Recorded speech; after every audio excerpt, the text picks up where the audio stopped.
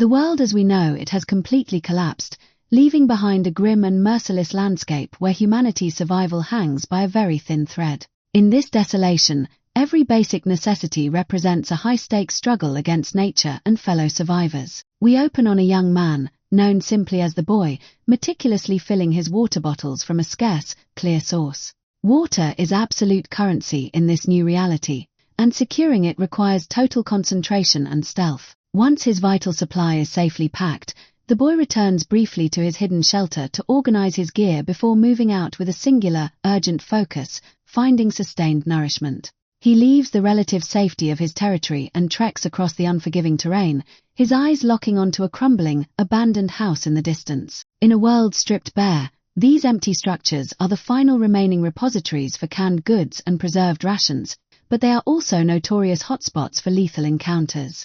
As the boy carefully approaches the perimeter of the decaying building, the heavy silence of the wasteland is suddenly shattered by a frantic commotion. Another young traveler appears from the tree line, running at absolute maximum speed toward the exact same abandoned house. The escaping survivor is clearly exhausted, his face masked with sheer terror as he looks over his shoulder. Right on his heels is a hostile, organized group of rogue raiders. These predatory individuals do not seek trade or community. They hunt other humans exclusively to seize their resources and sustain their own numbers. Realizing that stepping out to help would mean absolute suicide, the boy instinctively ducks behind a crumbling brick wall, suppressing his breath and holding perfectly still. He watches through a cracked partition as the ruthless gang corners the desperate runner inside the courtyard. The raiders show no mercy, immediately neutralizing the young traveler to claim whatever meager supplies he carried. The boy remains frozen in his hiding spot, forced to witness the cold reality of the New World Order, knowing that a single misplaced footstep will reveal his location to the hunters. Once the predatory gang clears the area with their stolen loot, the boy quietly slips away and retreats back to the safety of his underground shelter. Shaken by the close call but driven by the agonizing pangs of hunger, he realizes his immediate territory is compromised, forcing him to formulate an entirely new strategy to search for sustenance elsewhere.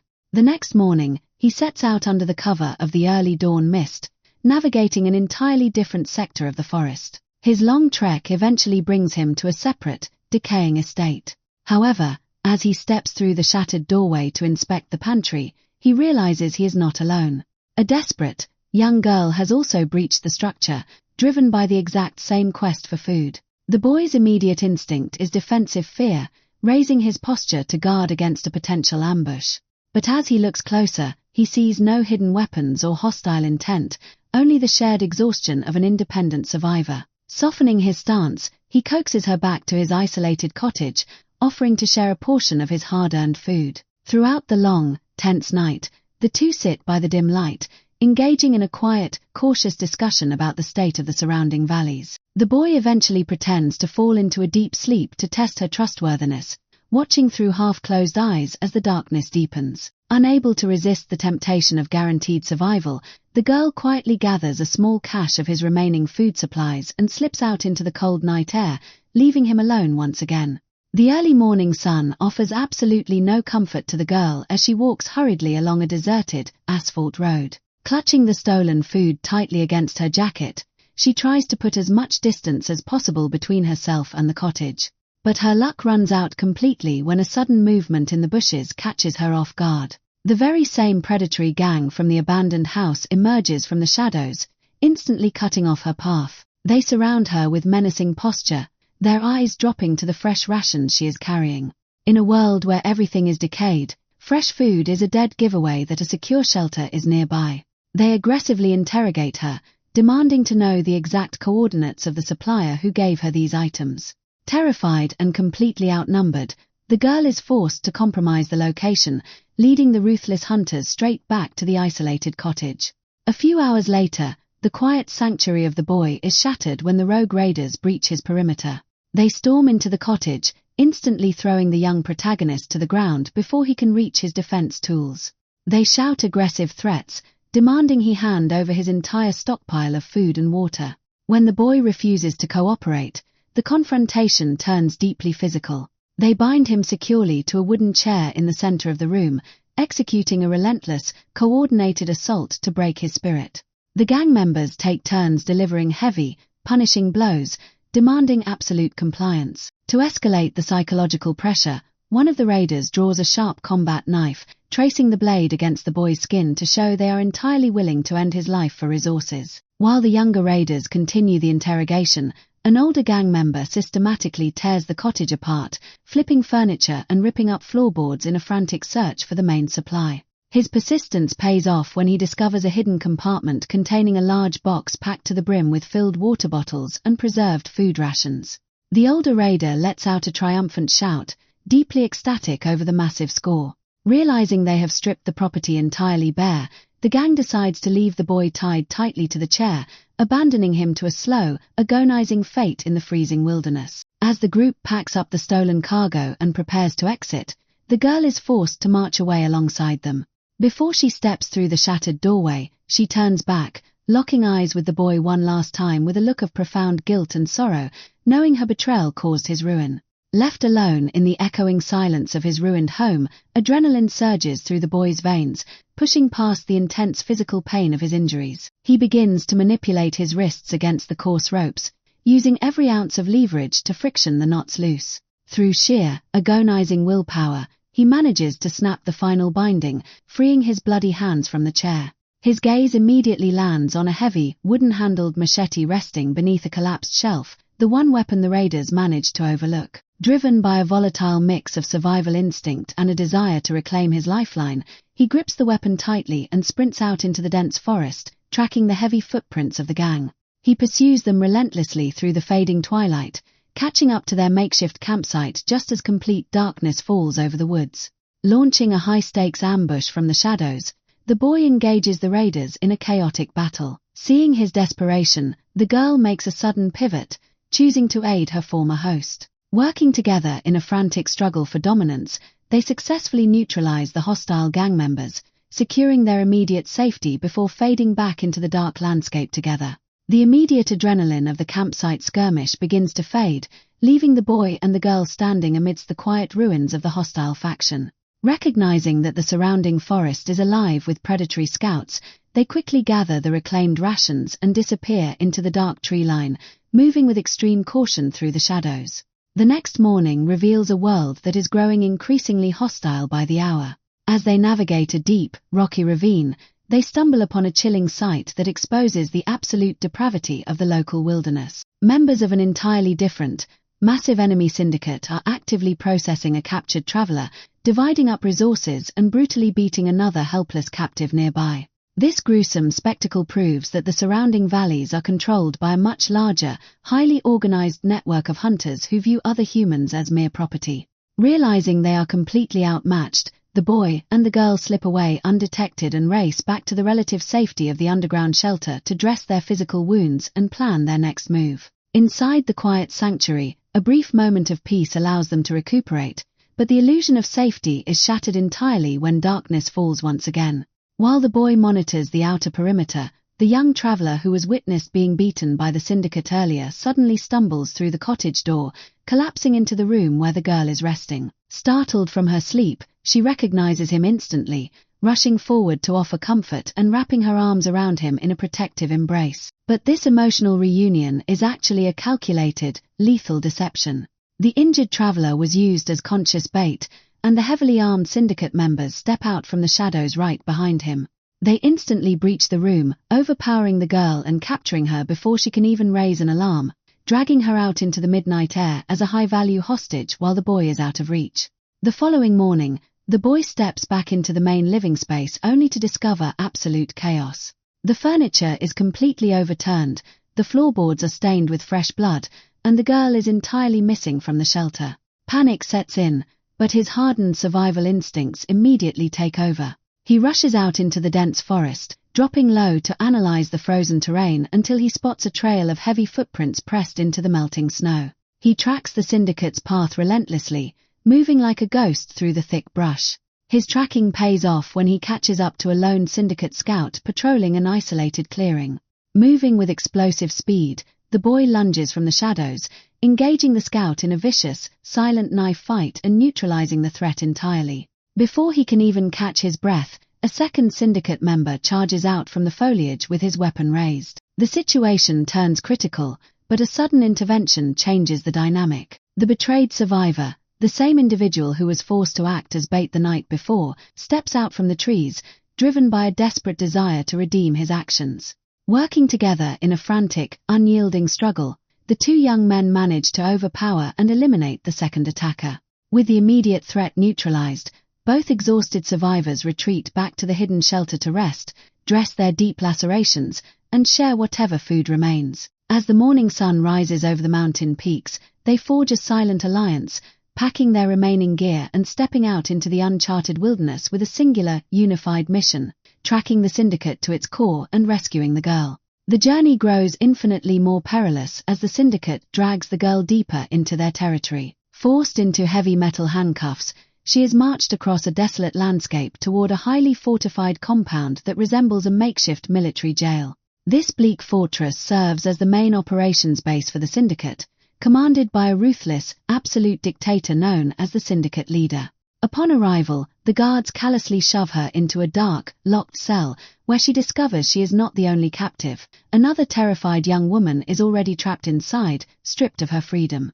Meanwhile, tracking her footprints from miles away, the boy and the redeemed survivor advance steadily through the thick brush until they reach a heavily reinforced perimeter marked with aggressive danger signs. Recognizing that crossing this line means entering the belly of the beast, the two young men steel their resolve and step directly into the forbidden zone, fully prepared for whatever terrors await them inside. As they navigate the dense undergrowth of the restricted sector, the sudden, sharp twang of a bowstring cuts through the silence, freezing both boys instantly in their tracks. A rogue young man and woman emerge from the tree line, their bows drawn taut and arrows aimed directly at the intruders' chests, demanding they put their hands up. The tension is suffocating, but as the two groups exchange wary glances, it becomes clear that these archers are not affiliates of the syndicate. They are independent wanderers protecting their own borders. Realizing they share no mutual hostility, the archers lower their weapons and permit the boys to pass, allowing them to continue their urgent rescue journey deeper into the valley. Back at the central fortress, a dark and unsettling atmosphere settles over the prison block. The syndicate guards forcefully order the newly captured girl to wash herself thoroughly and put on clean, preserved clothing.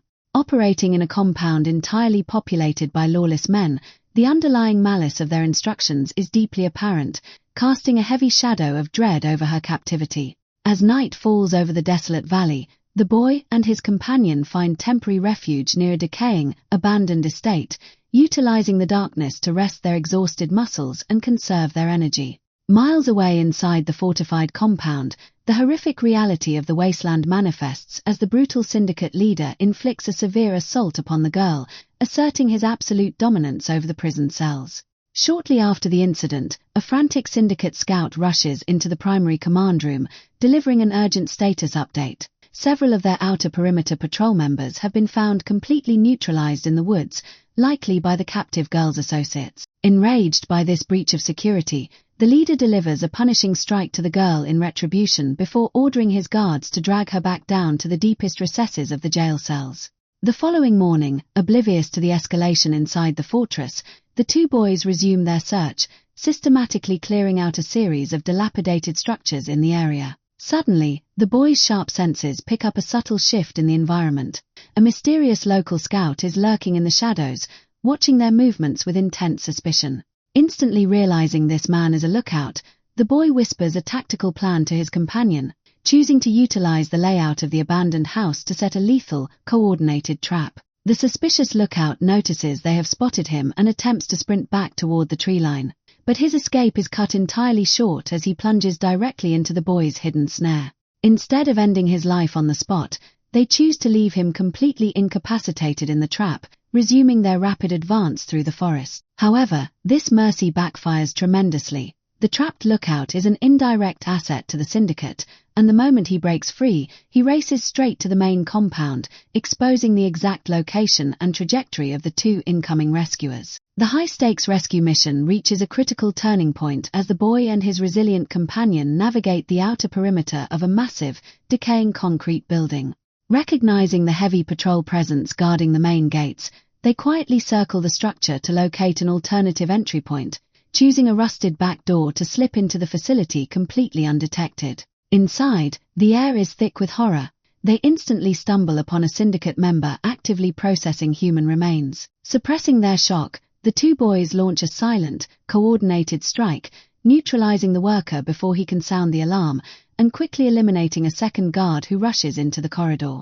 Moving with frantic urgency, they forcefully kick open a heavy wooden door at the end of the hall, discovering the girl bound to a metal bed frame in heavy handcuffs. The boy works quickly to unlock her restraints, but their brief reunion is instantly interrupted as the leader's brutal right-hand man storms into the room. A chaotic, close-quarters struggle breaks out. Despite sustaining heavy physical blows, the girl channels pure survival instinct, seizing a discarded weapon and delivering a fatal strike to the right-hand man.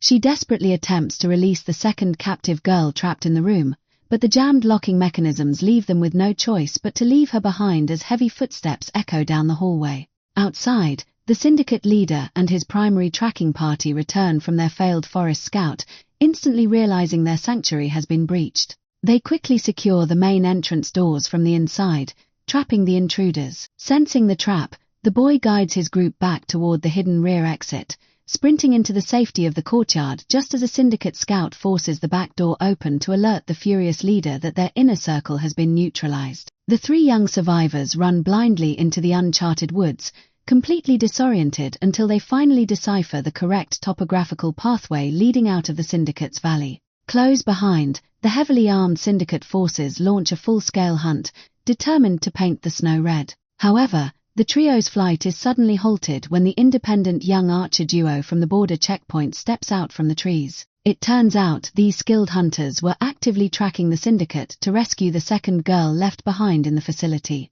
Recognizing a shared enemy, the archers welcome the exhausted trio into their beautifully furnished, highly secured hidden estate, offering them clean water, fresh food, and an alliance to eliminate the syndicate once and for all. The final battle begins to take shape as the syndicate leader brings his remaining forces down the mountain slope, following the fresh footprints in the snow. Utilizing a high-risk tactical strategy, the boy and the girl deliberately step out into the open terrain, drawing the syndicate's attention before splitting up and sprinting in entirely different directions to fracture the enemy's numbers. The plan works flawlessly. As the disorganized syndicate members chase them into the dense brush, they trip a series of lethal, pre-constructed wilderness traps, getting systematically neutralized one by one in a brutal game of hide-and-seek. But the tide turns dangerously when a clever syndicate member manages to capture one of the boys, using him as a physical human shield while screaming into the trees for the remaining survivors to drop their weapons and surrender. Simultaneously, another faction of guards corners the girl, consolidating their remaining hostages outside the perimeter of the primary estate where the rest of the defense team is entrenched. With the syndicate forces mounting a frantic assault to breach the ground floor of the house, the remaining defenders retreat up to the reinforced roof to maintain the high ground. In a desperate bid to end the conflict, one of the archer allies dons a discarded syndicate mask, blending into the chaos to launch a surprise, close-quarters ambush directly against the syndicate leader. However, the seasoned warlord anticipates the movement, countering the strike and using his heavy combat blade to end the challenger's life on the spot. But the leader's victory is short-lived. A rogue syndicate member, who had been secretly plotting an internal coup to seize control of the gang, spots the leader's exhaustion. Seizing the ultimate opportunity for mutiny, the rogue challenger drives a knife deep into the syndicate leader's back, executing a merciless betrayal to claim absolute authority over the battlefield. As the newly self-appointed gang leader stands triumphantly over the commander's body, shouting orders to the remaining troops, his celebration is instantly cut short.